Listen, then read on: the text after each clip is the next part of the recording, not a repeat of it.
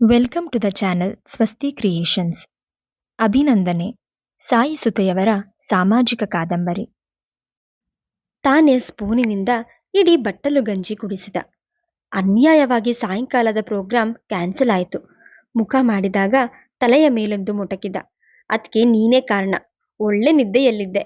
ಅಪ್ಪ ಎಬ್ಬಿಸೋದ್ ಬೇಡ ಅಂದ್ರು. ನಾಳೆ ಆ ಪ್ರೋಗ್ರಾಂ ಇಟ್ಕೋಬೋದು. ಇವತ್ತಿನ ಪೇಪರ್ನಲ್ಲಿ ಒಂದು ವಿಶೇಷ ಸುದ್ದಿ ಬಂದಿದೆ ಗೊತ್ತಾ? ಎದ್ದು ಹೋಗಿ ಪೇಪರ್ ಹಿಡಿದು ಬಂದ. ನವೆಂಬರ್ 4ರ ಕನ್ನಡಪ್ರಭದಲ್ಲಿ ಬುದ್ಧಿಜೀವಿಗಳು ಯಾರು, ಅವರ ಕಸಿನ್ಸ್ ಯಾರು, ಒಂದು ಹೆಡ್ಡಿಂಗ್. ಯಾರು ಹೇಳಿದ್ದು ಅರ್ಥವಾಗುವುದೋ ಅವರು ಬುದ್ಧಿಜೀವಿಗಳು. ಒಬ್ಬ ಕಾಂಗ್ರೆಸ್ ಮುಖಂಡರ ವಾದ. ಪೂಜಾ, ನಿನ್ ಪ್ರಕಾರ ಬುದ್ಧಿಜೀವಿಗಳು ಅಂದ್ರೆ ಯಾರು ಕೇಳಿದ. ಪೇಪರ್ ಅವಳ ಮುಂದಿಟ್ಟು ಗದ್ದಕ್ಕೆ ಕೈಯೊತ್ತಿಕೊಂಡು ಕೂತ ಪೂಜಾ, ಹೇಗೆ ಒಂದ್ ತೀರ್ಮಾನಕ್ಕೆ ಬರೋದು?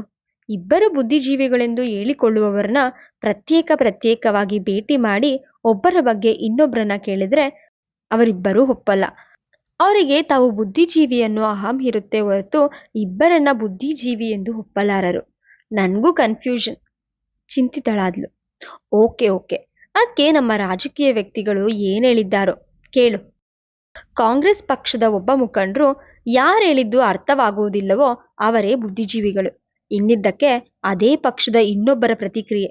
ಸಮಾಜಕ್ಕೆ ಏನೂ ಮಾಡದವರು ಬುದ್ಧಿಜೀವಿಗಳು. ಅದಕ್ಕೆ ಇನ್ನೊಬ್ರು ರೈತ ಸಂಘದವರು ಹೇಳಿದ ಕತೆ ನೋಡು. ಅದರ ಸಾರಾಂಶ ಓದಿದ. ಪೂಜಾ ಗೊಳ್ಳನೆ ನಕ್ಕಳು. ಆ ನಗೆ ಬೆಳದಿಂಗಳಿನಂತೆ ಮಿಂಚಿತು. ಅಂತ ನಗೆ ಅವಳ ಮುಖದ ಮೇಲೆ ಕಂಡು ಎಷ್ಟೋ ದಿನಗಳು ಆಗಿತ್ತು. ಮಗಳ ನಗೆ ಕೇಳಿ ಯುಗಂಧರ್ ಹೆಂಡತಿಯೊಂದಿಗೆ ಬಂದ್ರು. ಆಗ ಹುಟ್ಟಿದ ಪುಟ್ಟ ಮಗು ತನ್ನ ಅಲ್ಲಿಲ್ಲದ ಬಾಯಲ್ಲಿ ನಗೆ ತುಂಬಿಕೊಂಡಾಗ ಆನಂದಿಸುವ ತಾಯಿ ತಂದೆಯ ಸ್ಥಿತಿ ಅವರದಾಗಿತ್ತು. ಪೇಪರ್ ತೆಗೆದು ತನ್ನ ಕೈಯಲ್ಲಿಟ್ಟ. ಒಂದಿಷ್ಟು ಓದಿ, ಪೂಜಾ, ಈ ರೂಮಿನ ಸಹವಾಸ ಸಾಕು, ಒಂದಿಷ್ಟು ಹೊರ್ಗಡೆ ಕೂರೋಣ ನಡಿ. ತಂಗಿಯನ್ನು ಎಬ್ಬಿಸಿಕೊಂಡು ಹೊರಗೆ ಹೋದ. ಕೆಲವು ದಿನ ಮೂರ್ತಿಯಾದ್ರೂ ಇಲ್ಲಿರ್ಬೇಕು, ಇಲ್ಲ ಪೂಜಾನಾದ್ರೂ ಅವನ ಜೊತೆ ಕಳಿಸ್ಬೇಕು ಎಂದರು ಆಕೆ. ಮಗಳು ಬೇಗ ಗೆಲುವಾಗುವುದು ಮುಖ್ಯವಾಗಿತ್ತು.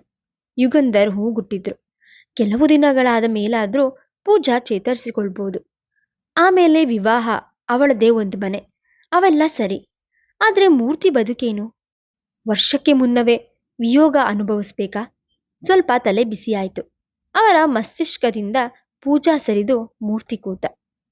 ಮುಂದೆ ಇವನ್ ಗತಿ ಏನು? ಇಷ್ಟಕ್ಕೆ ಮುಗ್ದೋಗ್ಬೇಕಾ ಅವನ್ ದಾಂಪತ್ಯ ಜೀವನ?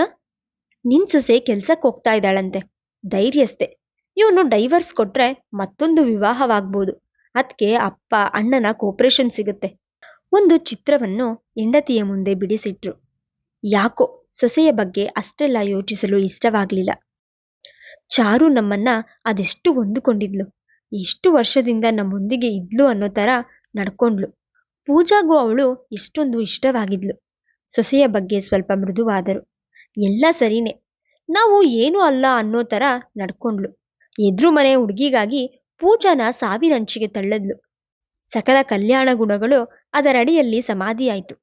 ಈಗ್ಲೂ ಪರಿಚಿತರಿಗೆ ಮುಖ ತೋರ್ಸದಂತಾಗಿದೆ. ಕಹಿಯಾಗಿ ನುಡಿದ್ರು. ಅದು ಯಾವುದೂ ಸುಳ್ಳಲ್ಲ. ಆಕೆ ತೆಪ್ಪಗಾದ್ರು. ಮಾರನೇ ಸಂಜೆ ಚೆನ್ನೈನಿಂದ ಫೋನ್ ಬಂತು ಯುಗಂಧರ್ಗೆ. ನಿಮ್ ಮಗಳು ಫೋಟೋ ನಮ್ಮ ಮಗನ್ಗೆ ಕಳಿಸಿದ್ವಿ, ತುಂಬಾ ಮೆಚ್ಕೊಂಡಿದ್ದಾನೆ. ಮುಂದಿನ ತಿಂಗಳು ಒಮ್ಮೆ ಬರ್ತೀವಿ. ಈ ಸಂತೋಷದ ಸುದ್ದಿಯಿಂದ ಹಿರಿಯರೆಲ್ಲ ತಬ್ಬಿಬ್ಬಾದ್ರು. ಪೂಜಾ ಮಾತ್ರ ಮೌನ ವಹಿಸಿದ್ಲು. ಗಂಡು ತುಂಬಾ ಹ್ಯಾಂಡ್ಸಮ್. ಅವ್ರ ಮನೆಗೆ ಹೋಗಿದ್ದಾಗ ಆಲ್ಬಮ್ ತೋರಿಸಿದ್ರು. ಎಷ್ಟು ಸ್ಮಾರ್ಟ್ ಆಗಿದ್ದಾನಂದ್ರೆ ನಾನ್ ಯಾಕೆ ಹೆಣ್ಣಾಗ್ಲಿಲ್ಲ ಅಂತ ಯೋಚಿಸ್ದೆ. ತಂಗಿಯ ಕೆನ್ನೆ ಸವರಿ ಹೇಳಿದ. ಅವಳು ಬಾಯಿಗೆ ಕೈ ಅಡ್ಡ ಹಿಡಿದು ಬಿಕ್ಕಿದಳು. ಗುರುತು ಹಿಡಿಯಲಾರದಷ್ಟು ಪೇಲವವಾಗಿದ್ದೊಂದು ಪೂಜಾಗೆ ಭಯ. ಕನ್ನಡಿಯ ಮುಂದೆ ನಿಂತಾಗಲೆಲ್ಲ ಹೃದಯ ಒಡೆದು ಹೋಗ್ತಿತ್ತು. ದುಂಡಗಿನ ನವಿರಾದ ಕೆನ್ನೆಗಳ ಬಣ್ಣ ಪೂರ್ತಿ ಮಸುಕಾಗಿತ್ತು. ಯಾಕಳ್ತಾ ಇದ್ಯಾ? ಇಂಥ ಲವ್ ಅಫೇರ್ಸ್ ಸಾಕಷ್ಟು ನೋಡಿದ್ದೀನಿ. ನೀವೇನು ವರ್ಷಾನ್ಗಟ್ಲೆ ಪ್ರೇಮಿಸಿಲ್ಲ. ಈ ಮನೆಗೆ ಅವನ್ ಪರಿಚಯ ಆಗಿ 15 ತಿಂಗಳಷ್ಟೆ. ನೀವುಗಳು ಓಡಾಡಿದ್ದು ಅಷ್ಟರಲ್ಲೇ ಇದೆ. ಅವನು ಸ್ನೇಹ ಅಂದ್ರೆ ನೀನು ಪ್ರೇಮ ಅಂತ್ಯ. ಅದೆಲ್ಲ ಹಾಳಾಗ್ಲಿ. ಮಧು ಮನೆಯವರು ತುಂಬಾ ಒಳ್ಳೆ ಜನ, ಹೆಣ್ಮಕ್ಳನ್ನ ಎತ್ತ ಜನ. ನಿನ್ನ ಚೆನ್ನಾಗಿ ನೋಡ್ಕೋತಾರೆ, ಡೋಂಟ್ ವೆರಿ. ಹಳೆ ವಿಷಯಗಳನ್ನೆಲ್ಲ ನಿನ್ ತಲೆಯಿಂದ ತೆಗೆದು ಬಿಸಾಕು ಅನುನಯಿಸಿದ ತಂಗಿಯನ್ನು. ಅಣ್ಣನ ಕೈಗಳಿಂದ ಮುಖ ಮುಚ್ಚಿಕೊಂಡು ಬಿಕ್ಕಿದಳು. ನನ್ ಮುಖ ಹೇಗಾಗಿದೆ ನೋಡು, ಅವರು ನನ್ನ ಒಪ್ಕೋಬೇಕಲ್ಲ.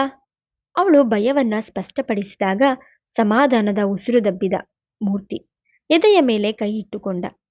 ಇನ್ನೊಂದು ತಿಂಗಳಲ್ಲಿ ನೀನು ಮೊದ್ಲಿನ ಪೂಜಾನೆ. ನೀನು ಮನಸ್ಥೈರ್ಯ ತುಂಬ್ಕೋಬೇಕು. ಆಗ ನಿನ್ ಮುಖದಲ್ಲಿ ಕಳೆ ಮೂಡುತ್ತೆ.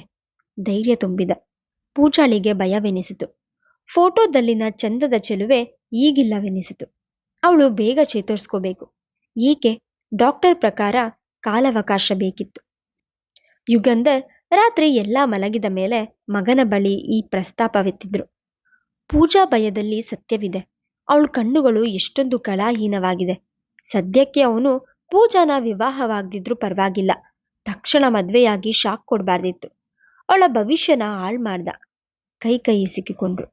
ಆಗೇನಾಗೋಲ್ಲ, ಪೂಜಾ ಬೇಗ ಚೇತರಿಸ್ಕೋತಾಳೆ. ಅವಳು ಹೊಟ್ಟೆಗೆ ಸರಿಯಾಗಿ ಫುಡ್ ತಗೊಂಡ್ರೆ ಬೇಗ ಚೇತರಿಸ್ಕೋತಾಳೆ. ಆ ಬಗ್ಗೆ ನಾವು ಯೋಚಿಸ್ಬೇಕು. ಡಾಕ್ಟರ್ ನವೀನ್ನ ಮರ್ತಿದ್ದಾಳೆ. ಸದ್ಯಕ್ಕೆ ಅದ್ ಸಾಕು. ಅಂತೂ ಬೇರೆಯವ್ರನ್ನ ಕೈ ಹಿಡಿಯೋಕೆ ಸಿದ್ಧ ಅಂತ ತಿಳಿದಂಗಾಯ್ತು.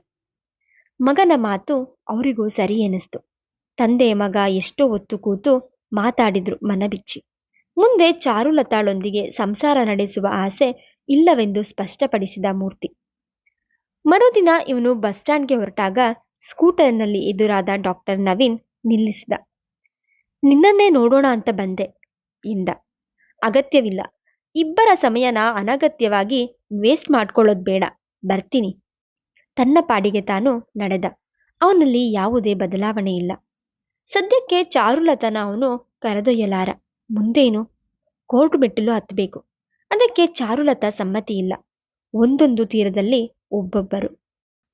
ಅರ್ಧ ದಿನ ನರ್ಸಿಂಗ್ ಹೋಮ್ಗೆ ರಜಾ ಹಾಕಿದ್ರಿಂದ ನೇರವಾಗಿ ಮನೆಗೆ ಬಂದ. ಇದ್ದಿದ್ದು ವಾಸುದೇವಯ್ಯನೊಬ್ಬರೇ. ನೀರದ ಎಲ್ಲಿ ಎಂದ. ಎದುರು ಮನೆಗೆ ಹೋಗಿದ್ದಾಳೆ, ಸಹಜವಾಗಿ ಹೇಳಿದ್ರು. ಅವನ ಮೈ ಬೆಂಕಿಯಾಯಿತು. ಅವಳು ಯಾವ ದುರುದ್ದೇಶದಿಂದ ಹೋಗದಿದ್ರೂ ಅಸಹನೀಯವೆನಿಸಿತು.